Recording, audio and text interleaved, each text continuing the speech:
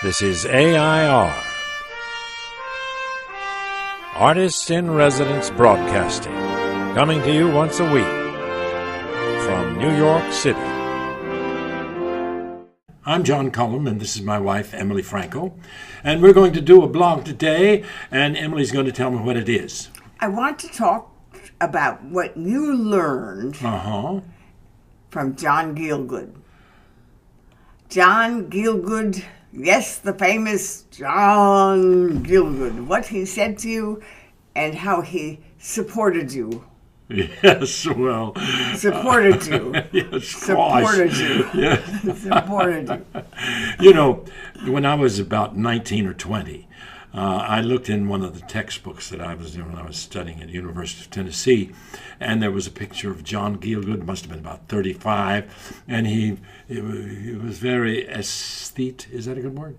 And he fine features, almost effeminate, and it was described as probably the foremost actor in the English-speaking world.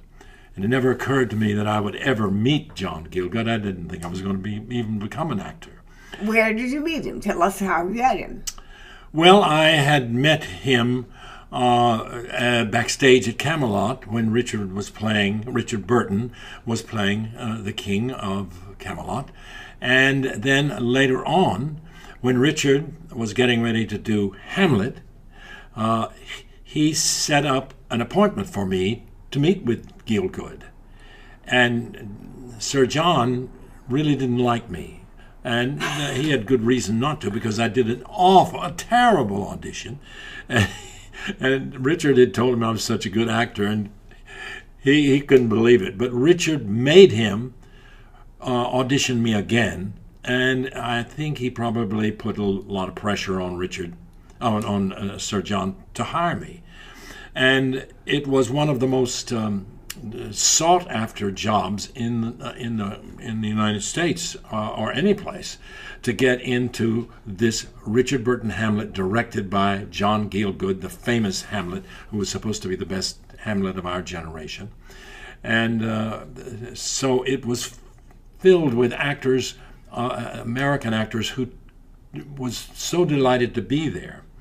And Sir John, at that particular time, was not too happy in his own personal life, and it was reflected in the way he handled us.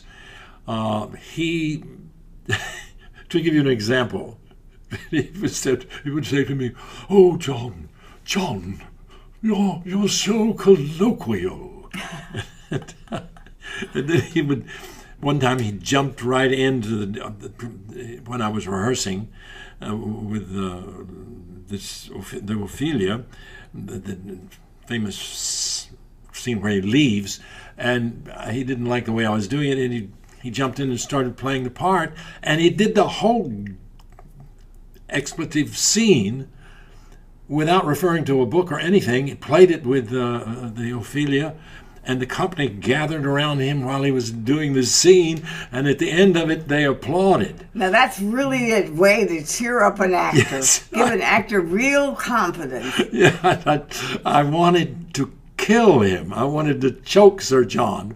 And instead, I used my head, and I said, "Sir John," I said, "I hope you don't expect me to do it that well." And he said, What an actor, what an actor. "Oh, dear boy," he said. And so I went, here's another example. I went to him one time and I said, "Sir John, I'm struggling with this part." And he looked at me and he said, "I see Laertes in a pink shirt." And I said, "A pink shirt?"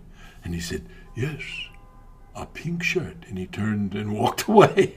And I thought, oh my God. So I got a pink shirt, and I played Laertes in a pink shirt. In fact, Elizabeth Taylor got John his pink shirt. In fact, we still have that pink shirt. No, it's not the pink shirt. She came up to me and said, "Get rid of that pink shirt," and she gave me a velour shirt. The tan velour. Yes, and she said, "Wear this." And it changed my entire character. But Sir John was one of the greatest actors, and if we had been able to to respond to him, one of the greatest directors. It was a very unusual and wonderful experience and had many moments of... Now, I think that this is a very good example of John Cullum explaining how a famous great director screwed him up. Thank you, John. Oh, it is such a pleasure to be here with you and to have my wife characterize my feelings for Sir John. Thank you very much, yes, John Cullum. And we'll see you next week. Okay.